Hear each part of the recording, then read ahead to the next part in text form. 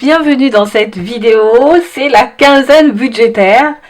Je ne suis pas une adepte du bilan hebdomadaire, donc il y a des personnes qui font le bilan toutes les semaines, mais moi je vois pas l'intérêt actuellement parce qu'on n'est que deux avec un animal dont un chat Némétor. Et faire un bilan toutes les semaines alors qu'on a des semaines où on n'a pas vraiment de dépenses, voilà, c'est... Pour l'instant, ça ne m'intéresse pas, donc je préfère la quinzaine parce que ça me permet vraiment d'avoir deux parties dans le mois et de me dire, bon là, on est à mi-chemin, qu'est-ce qu'il nous reste pour finir le mois? Et puis ça n'empêche pas que si par exemple j'ai une journée où j'ai beaucoup d'achats ou j'ai fait des dépenses, que je prenne le temps de mettre en ordre les catégories, surtout dans le cas où j'ai dû faire un paiement par carte bleue parce que ça peut arriver et que à ce moment-là, je dois justement faire des transferts d'argent d'une enveloppe à la enveloppe CB, remettre sur le CB, etc. Je sais pas si c'était très clair, mais en gros, c'est ça. Donc, dans cette vidéo, on va faire la quinzaine budgétaire. Donc, je vais vous dire ce qui me reste à moi et ce qui reste dans le budget du couple. Budget ménage, que j'appelle budget ménage. Et puis, bah, peut-être qu'on va papoter. J'ai pas vraiment de sujet particulier à aborder avec vous dans cette vidéo, mais ça viendra certainement. Et puis, il y a une petite annonce tout de suite après ça, que j'ai déjà faite sur Instagram et Facebook notamment. À tout de suite!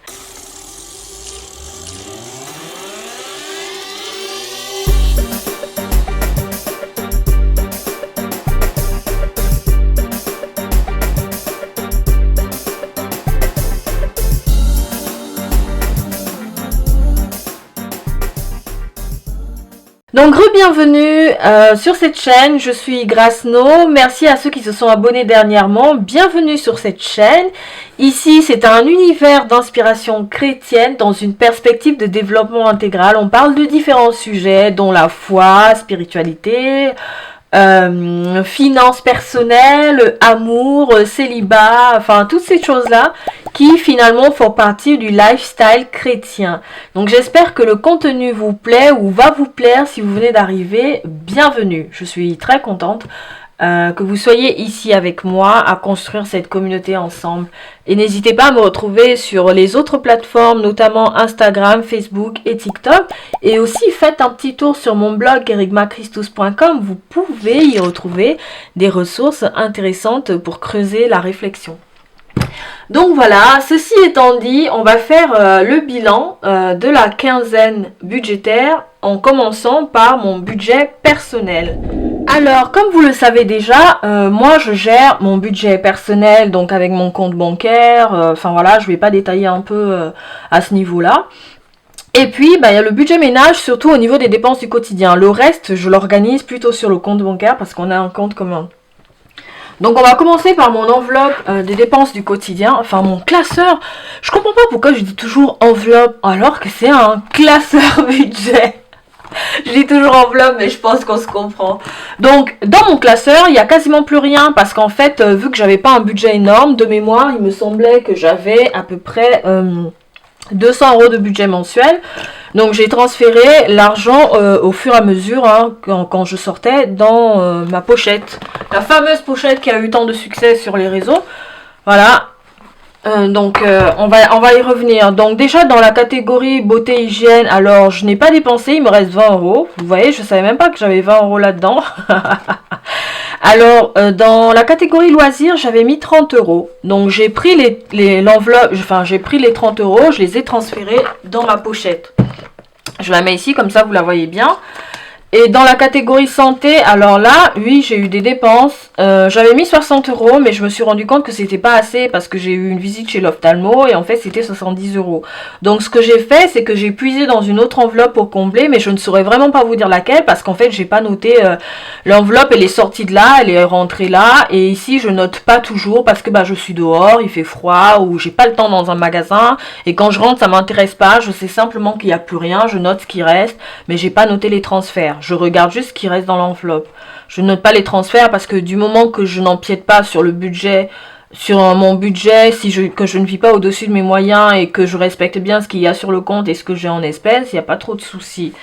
Dans loisirs créatifs, je n'avais rien mis. Je n'avais rien mis ce mois-ci. Dans Shopping, j'ai mis 40 €. Et j'ai sorti les 40 €, je les ai mis dans ma pochette. Dans les divers, je crois que c'était la catégorie que je gérais par carte bleue. Donc je n'y ai pas encore touché. Je gère les divers par carte bleue. Et j'avais mis 58 €. Voilà. Et ensuite, le développement intégral, j'avais rien mis. Mais j'ai quand même acheté un livre ce mois-ci. Mais en fait, j'ai acheté un livre que j'avais envie d'acheter depuis un moment. Et mon mari avait une carte cadeau Fnac. Bon, il avait déjà fait des achats à la Fnac. Et il lui restait encore 20 € dessus. Et je lui ai demandé de me donner sa carte cadeau parce que je voulais acheter ce livre-là. Et donc, ce que j'ai fait. Merci, mon amoureux. Voilà, et donc dans la catégorie remettre sur le CB, il y a rien parce qu'en fait, je n'avais rien à mettre sur le CB. En revanche, je sais que j'ai retiré plus que je n'aurais dû retirer. Et donc, il y a un... non, je suis en train de m'embrouiller. Non, il n'y avait rien à remettre sur le CB. Voilà, c'était tout bon. Donc voilà, dans beauté hygiène, j'ai encore des sous, donc je vais les prendre. C'est super d'avoir encore des sous, vous vous rendez compte?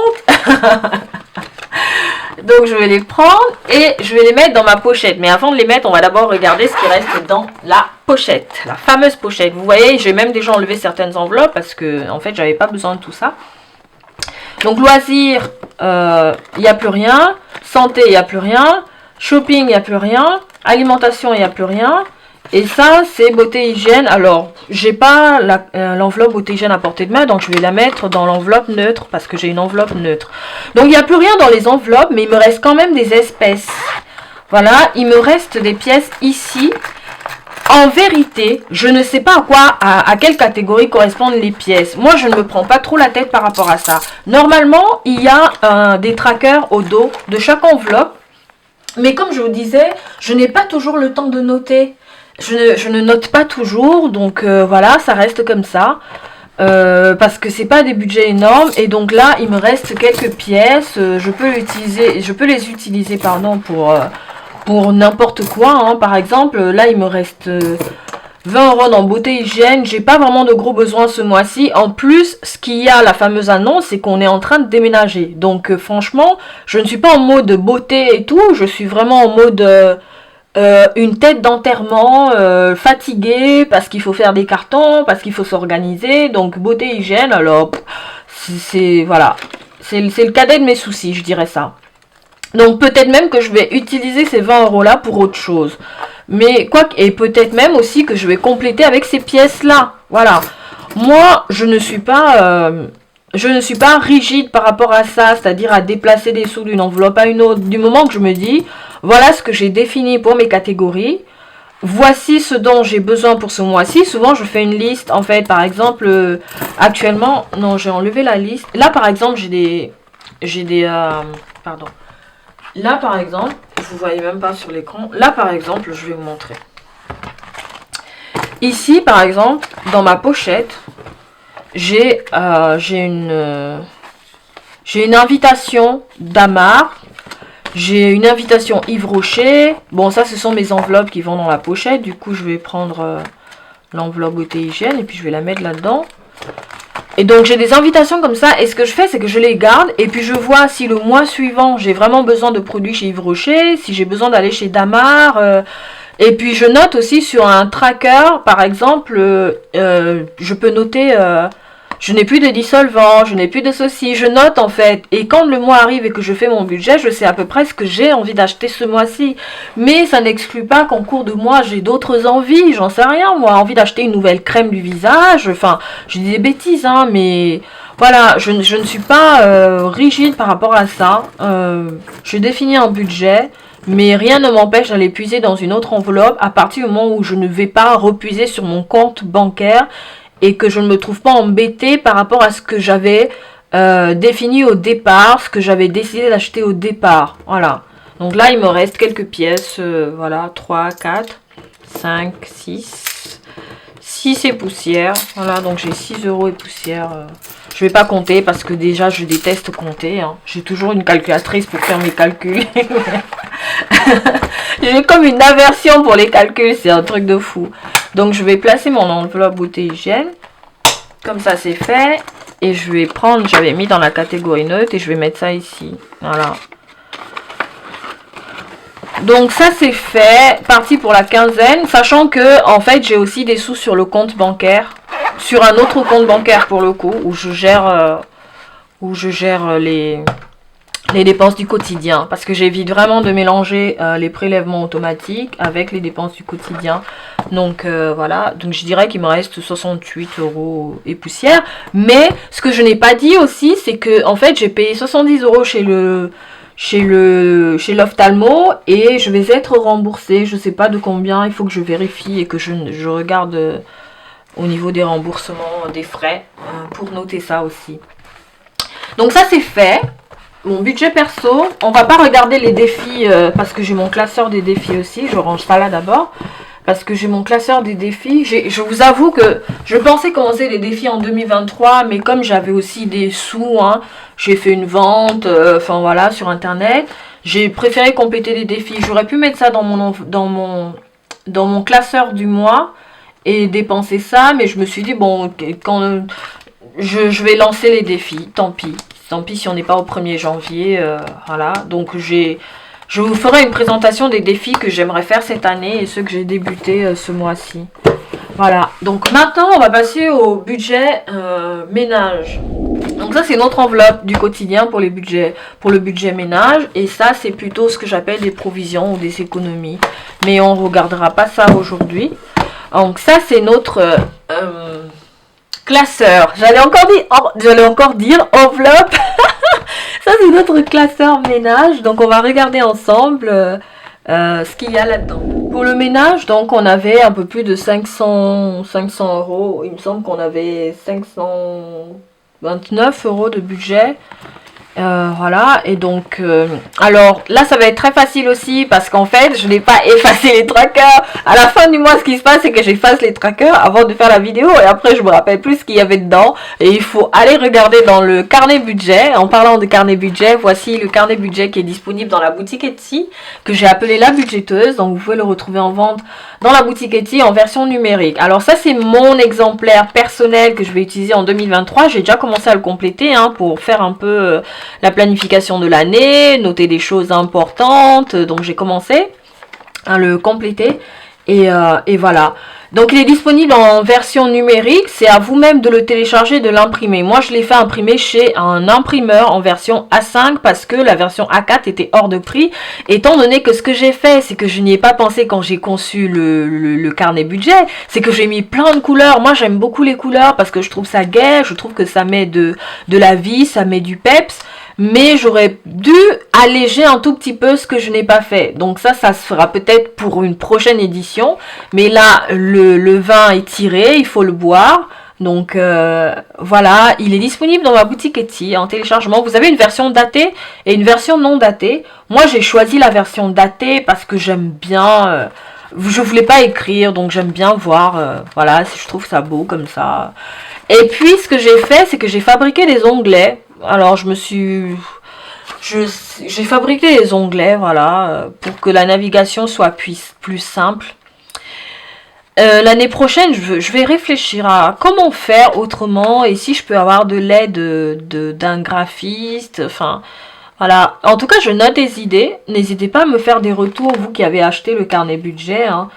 Et merci beaucoup de m'avoir fait confiance. Moi-même, je l'utilise. Donc franchement, après, si vous ne trouvez pas votre compte, c'est tout à fait normal. Peut-être qu'on n'a pas les mêmes façons de faire et peut-être que vous avez envie de faire autrement. Mais dans tous les cas, n'hésitez vraiment pas à me faire des retours. Voilà, moi je suis très contente, j'ai commencé déjà à le compléter, en tout cas pour les parties mensuelles, noter mes catégories, ce que j'ai, les mensualisations et ainsi de suite. Voilà, donc on en revient à mes catégories ménage, dépenses du quotidien. Donc dans l'alimentation, on avait 320 € pour le mois de décembre et actuellement il nous reste 183 €. Voilà. On a mangé, on a commandé 2 fois emporté. Bon, comme c'est un peu le bazar, cuisiner c'est pas évident. Mais du coup, on est en train de vider les placards parce qu'on va déménager. Et donc actuellement, il nous reste 183 €. Bon, je dis pas souvent les centimes, mais 183 €. Dans la catégorie loisirs, on avait mis... Enfin, c'est moi qui fais le budget. on a mis 60 euros. Donc 60 euros et il reste toujours 60 euros parce que bah on n'est pas vraiment sorti, on n'a rien fait d'exceptionnel. Et dans la catégorie d'hygiène, j'avais mis 20 euros, il reste toujours 20 euros, on n'y a pas touché. C'est pas vraiment le mois où on fait des dépenses parce qu'on est en train de partir, donc ça sert à rien de racheter des choses, enfin voilà.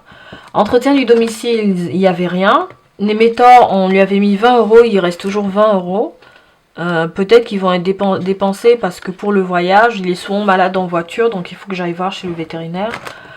Carburant, alors carburant, ce que j'ai fait ce mois-ci, c'est que j'ai fait l'erreur de retirer alors que j'aurais pas dû retirer. Donc carburant, ce mois-ci, on a mis 50 euros.